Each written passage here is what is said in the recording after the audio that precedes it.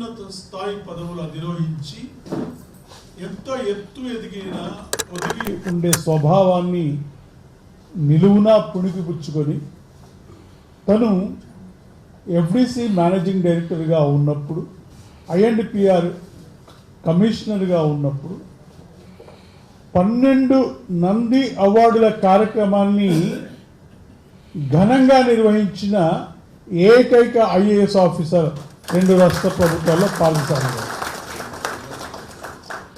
3 international children film festivals ఆయన ఆధ్వర్యంలోనే జరిగినాయి. నిజానికి అది అప్పుడు మాకు గుప్తుల స్వర్ణయుగం లాగా ఉండింది ఎఫ్డిసిలో. నిజంగా ఎవరు వెళ్ళినా కూడా అందరినీ ఆప్యాయంగా దగ్గర తీసుకొని ఏది కావాలంటే అది చేసిన మనిషి.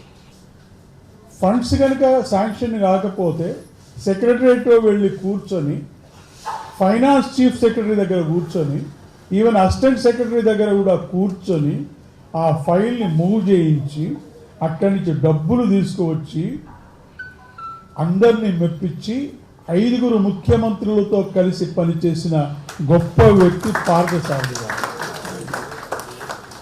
ఆయన ఇప్పటికీ కూడా మన కార్యక్రమాలకు ఎప్పటికీ ప్రతిసారి నో అనకుండా సండే అనగానే ఫ్యామిలీస్ తోటి వాళ్ళతోటి బయటకు వెళ్ళే ప్రోగ్రామ్స్ చాలా ఉంటాయి.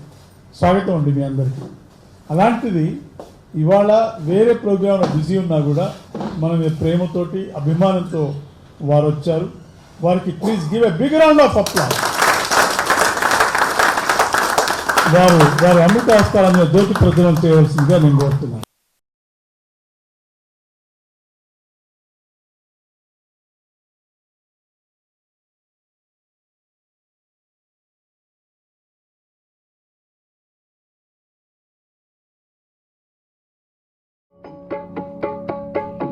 ఆనందలోల కిన్నయ విమలార ఆనందలోల కిన్నయ విమలాన్నయ వినోద సునందలోల కన్నయ విపులాగో మందలోల.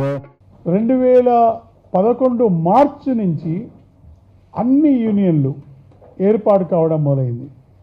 మార్చిలో మన రైటర్స్ అసోసియేషన్ మీటింగ్ అయింది 2011లో. 9/6/2011 మన పర్ఫెక్ట్ బర్త్ ఇయర్ అందరూ గుర్తుంచుపెట్టుకోండి. I request all life members of this organization. 9 June 2011లో మన తెలుగు టెలివిజన్ రచయితల సంఘం ఆవిర్భావం జరిగింది. అదే రోజు అన్ని యూనియన్లు, అన్ని అసోసియేషన్లు ఆరంభమైనాయి. అది 16, 17, 18 జూన్లో కమలాపురి కాలనీలో మనం ఒక విస్తృత స్థాయి సమావేశం ఏర్పాటు చేశాం. దానికి ఆ రోజు చీఫ్ గెస్ట్గా మాన్య మంత్రివర్యులు ఆ రోజు డికే అరుణ గారు వచ్చారు. అప్పుడు సమాచార పౌర సంబంధ శాఖ మాత్యులుగా ఉన్నారు. ఆ కార్యక్రమానికి విశిష్ట అతిథిగా అప్పుడు కూడా కమిషనర్గా ఉన్న పార్థసారథి గారు వచ్చారు. ఆ టైంలో చాలామంది వచ్చారు. వారి అమృత హస్తాల మీదుగా అన్ని యూనియన్లు, అన్ని అసోసియేషన్లు 16 జూన్ 2011కి కమలాపురి కాలనీలో స్టార్ట్ అయినాయి. అదే రోజు మన ఫెడరేషన్ కూడా ఆవిర్భావం జరిగింది. నాని నాయకత్వంలో ఫెడరేషన్ ఇప్పుడు నాని, విజయ్, నరేందర్ రెడ్డి అందరూ ఒక సంఘటిత శక్తిగా ఇవాళ ఫెడరేషన్ 1.5 crore లక్షలు ఎగబెట్టి వెళ్ళిపోయే ప్రొడ్యూసర్ చెన్నైలో ఉన్న, బాంబేలో ఉన్న, బెంగళూరులో ఉన్న పిలిపించి డబ్బులన్నీ వసూలు చేస్తున్నది. ఇప్పటి వరకు సుమారుగా ఇప్పటి వరకు మన ఫెడరేషన్ ద్వారా 8.5 కోట్ల రూపాయలు వసూలు చేసి మన కార్మికులకందరికీ ఇవ్వడం జరిగింది. మామూలు కాదు ఈ విజయం. ఇప్పుడు ఫెడరేషన్ అంటే ఒక గౌరవం ఉన్నది, ఒక ధైర్యం ఉన్నది, ఒక సంఘటిత శక్తి ఎదిగింది. దాన్ని మనం అందరం కలిసి కాపాడుకోవాల్సిన అవసరం ఉంది. మన రచయితల సంఘాన్ని కాపాడుకోవాల్సిన అవసరం ఉన్నది. మన అన్ని అసోసియేషన్లను, యూనియన్లను కాపాడుకోవాల్సిన అవసరం ఉంది. అందరి ఆకాంక్షలు ఒకటే కావాలి, అందరి లక్ష్యం ఒకటే కావాలి. మనం ఇది కంటకా కిరణ మార్గం. అందరం కలిసి ముందుకు సాగుదాం.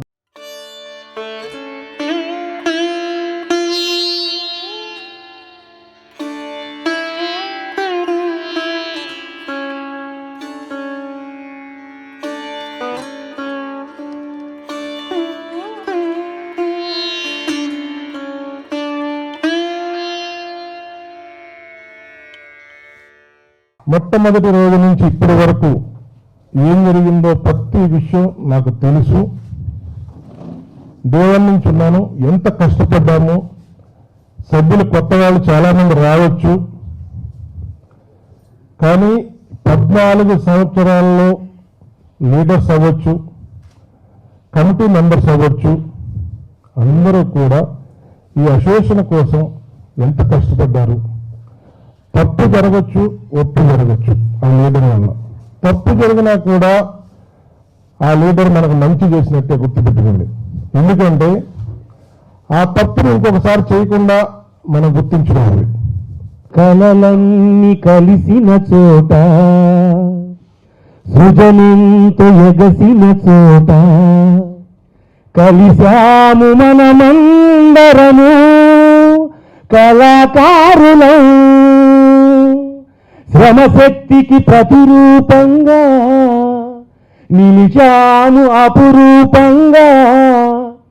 బుల్లితెర వెలుగుల కోసం పనిచేసే సేవకులం, పోరాడే సైనికులం, కళాకారులం. మనం కళాకారులం.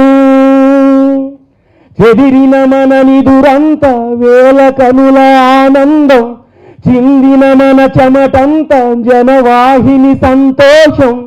మీట నొక్కగానే బొమ్మ కనిపిస్తే చూస్తారు, కనురెప్ప మూయకుండా హాయిగా నవ్వేస్తారు.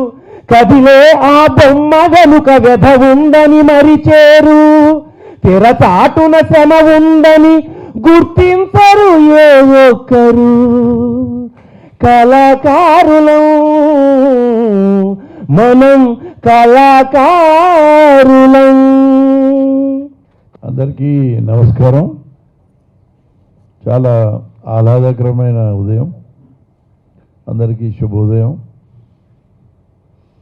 ఒక రకంగా నాకు చాలా గర్వంగా ఉంది.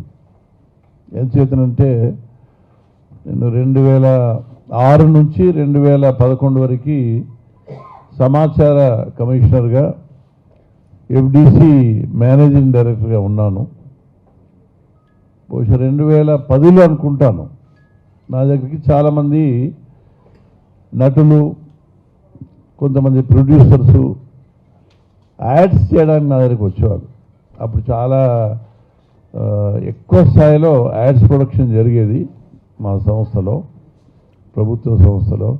10 సెకండ్స్ యాడ్ అని, 30 సెకండ్స్ యాడ్ అని, లేకపోతే 1 మినిట్ యాడ్ అని, లేకపోతే డాక్యుమెంటరీసు, దూరదర్శన్లో సీరియల్స్లో యాడ్ రెవెన్యూ తీసుకోవడము, ప్రభుత్వ పరంగా కానీ ప్రైవేట్ పరంగా కానీ, ఈ రకంగా చాలా ఎక్కువ యాక్టివిటీ ఉన్న సందర్భం అది.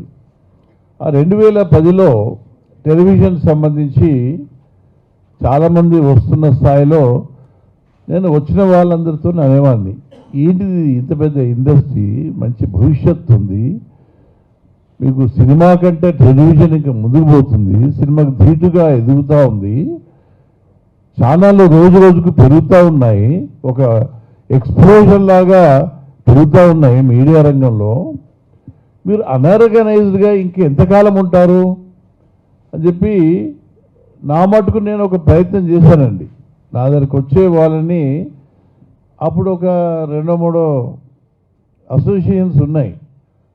నాకు ఇష్టం లేదు, మీరు అందరూ ఒక ప్లాట్ఫామ్ మీదకి రావాలి, ఒక వేది మీదకి వచ్చి ఒక సంఘటిత శక్తిగా ఉంటేనే మీకు ఏమన్నా భవిష్యత్తులో ఉపయోగం ఉంటుంది, ప్రయోజనం ఉంటుంది అని చాలా ప్రయత్నం చేశారు. నా ఛాంబర్స్లో చాలాసార్లు టాక్స్ కూడా జరిగాయి. అంటే అప్పుడే ఆ వాతావరణం అట్లా బిల్డప్ అవుతూ ఉందన్నమాట. 2011 వచ్చింది. అప్పుడు డబ్బింగ్ సీరియల్స్ మీద మన నాగబాల సురేష్ కుమార్ చెప్పిన ఉద్యమం చాలా ఊపందుకుంది.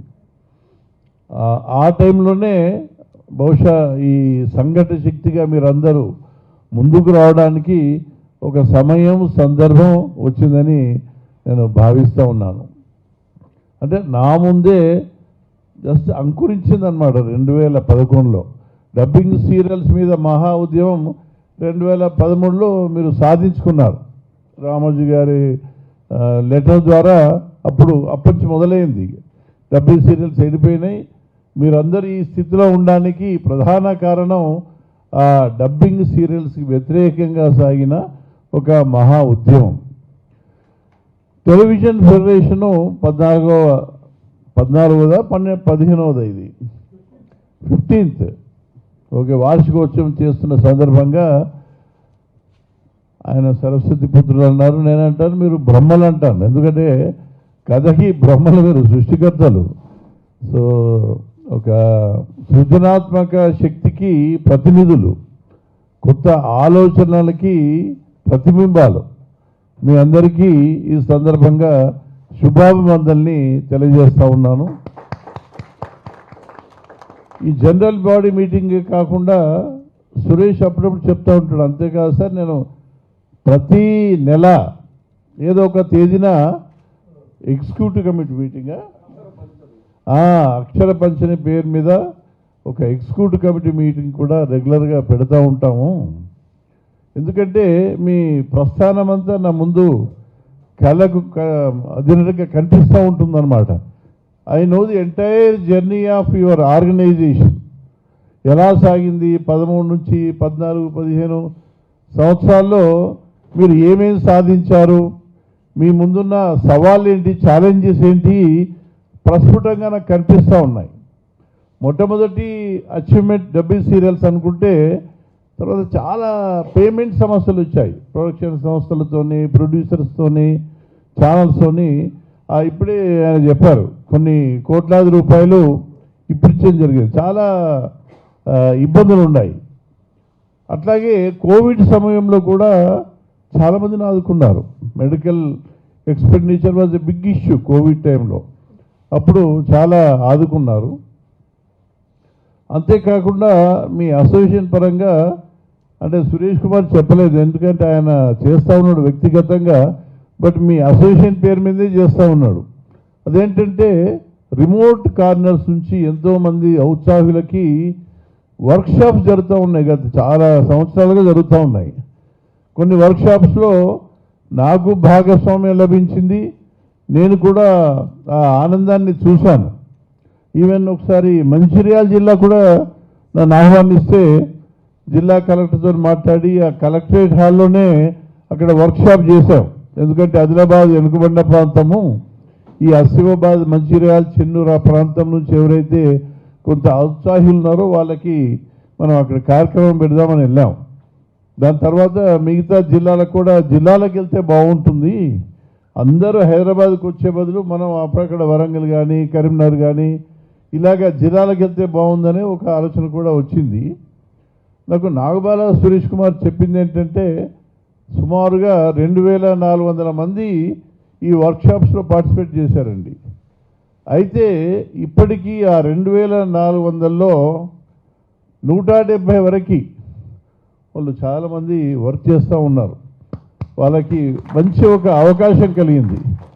ఈ కార్యక్రమాన్ని మీరు ఇంకా బలంగా ముందుకు పోవాలని చెప్పి నేను ఆశిస్తూ ఉన్నాను. ఎందుకంటే కొత్త కొత్త కళాకారులు తెలంగాణ ప్రాంతం, వెనుకబడిన ప్రాంతంలో మీకు తెలుసు పాస్ట్ ఎలా ఉండింది తెలుసు మీకు.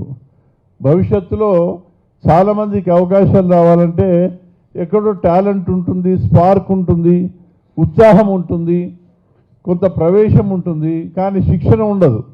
దాన్ని ఒక సరైన రీతిలో పెట్టి వాళ్ళకు స్ఫూర్తినిచ్చి ఈ రంగంలో ఉన్న కష్ట సుఖాలు తెలుసుకొని ఎలాగ ముందుకు వెళ్ళాలి అనే ఒక మనం నమ్మకాన్ని, విశ్వాసాన్ని కలిగిస్తే చాలామంది భవిష్యత్తులో మీ రంగంలోకి వచ్చే అవకాశం ఉంది.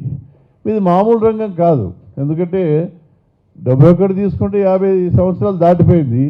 77 తీసుకున్న దూరదర్శన్ ఛానల్ వచ్చిందనుకుంటే అది ఆల్మోస్ట్ ఈ 27కి 50 సంవత్సరాలు అవుతుంది. అంటే ఈ 50 సంవత్సరాల ప్రయాణంలో టీవీ ఎక్కడుంది? ప్రతి ఇంట్లో ఉంది, ప్రతి ఇంట్లో ఉంది, బెడ్రూమ్లో కూడా ఉంది, వంట రూమ్లో కూడా ఉంది, హాల్లోనే కాదు, అది లేని చోటు లేకుండా అయిపోయింది టెలివిజన్. ఓటీటీ ప్లాట్ఫామ్స్ వచ్చాయి, సీరియల్స్ వచ్చాయి, ఇప్పుడు డిజిటల్ మీడియా వచ్చింది. డిజిటల్ మీడియాలో కూడా మీ అసోసియేషన్లో భాగమైపోయింది.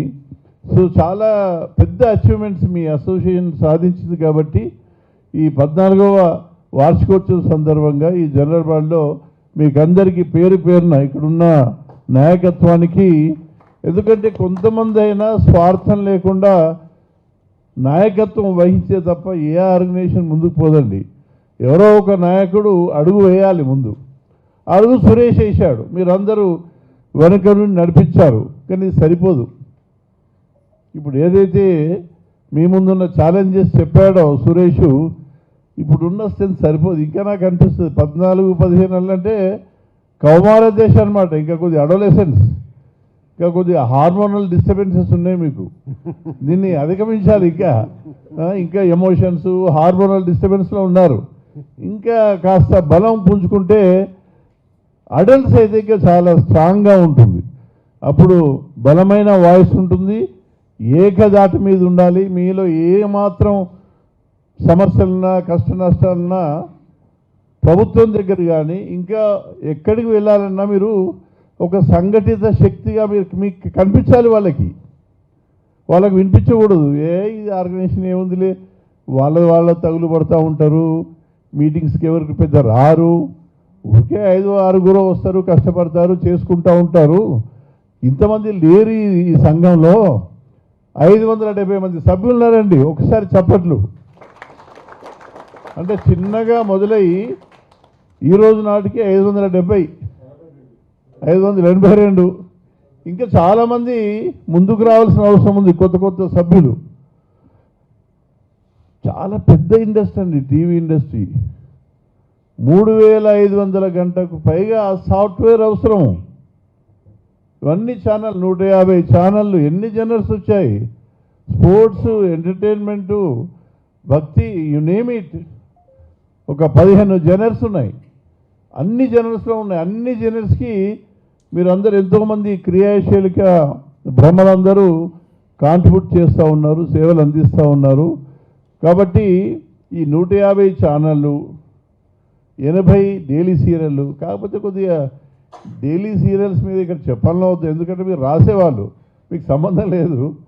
బట్ డైలీ సీరియల్లో మరీ ఇంత పొడుగునండి. ఇక్కడి నుంచి అక్కడికి పోతే ఒక ఎపిసోడు, భోజనం చేస్తే ఒక ఎపిసోడు, ఈ ముఖాలు చూడడంలోనే సరిపోతుంది. ఒక చిన్న సందర్భం, అందరి ముఖాలు 10 మంది ఉంటే 10 మంది యాక్టర్స్ ముఖం చూసి అయిపోయా, ఒక ఎపిసోడ్ అయిపోయా. ఎపిసోడ్ చివరలో ఏదో చిన్న ట్విస్ట్, నెక్స్ట్ ఎపిసోడ్కి ఏముంటుందని మళ్ళీ మొదలు. మళ్ళీ ఏం పెద్ద ప్రోగ్రెస్ ఉండదు. ఒక 10 ఎపిసోడ్స్ తర్వాత డైలీ సీరియల్ చూసినా ఏం జరగలేదు అనిపిస్తుంది.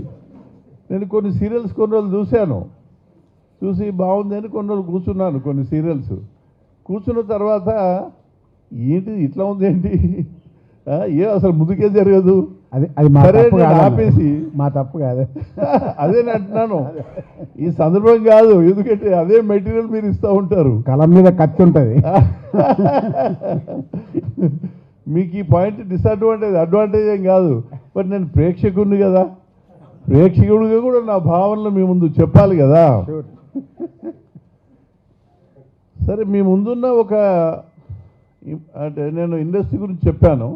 150 ఛానళ్ళు, 3500 గంటల సాఫ్ట్వేర్ అవసరము, 1,50,000 మంది మీ ఇండస్ట్రీలో ఉన్నారండి. మీ మీద ఆధారపడి మొత్తం ఇండస్ట్రీ కౌంట్ చేస్తే 24 క్రాఫ్ట్స్లో 1,50,000 మంది ఉన్నారు.